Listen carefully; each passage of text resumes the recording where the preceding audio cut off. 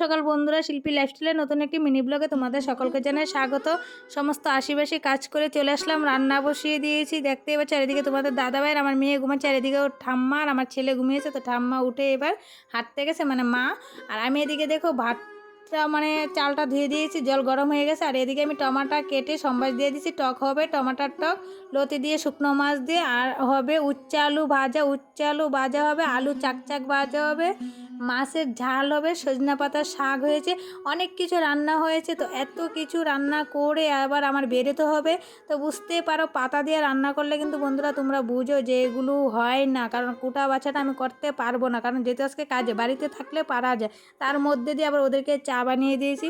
তো মা কখনো বুঝে না, রাগ করেছে যে পাতা দিয়ে কেন রান্না বসায়নি। কিন্তু দেখো এটা বোঝার দরকার। মানুষে বলে না যে শাশুড়ি মায়ের থেকে মার মতন হয় না, কথাটা কিন্তু সত্যি। দেখো সমস্ত কাজ গুছিয়ে তারপরে কিন্তু আমি কাজে বেরোই, তাও মন পাই না। তো যাই হোক, ভিডিওটা ভালো লাগলো অবশ্যই তোমরা একটা লাইক করে চ্যানেলটাকে সাবস্ক্রাইব করে আমার পাশে থেকে। আগামী কোনো ভিডিও না আসা অবধি ভালো থেকে সুস্থ থেকে আমি যেতে থাকি। টাটা।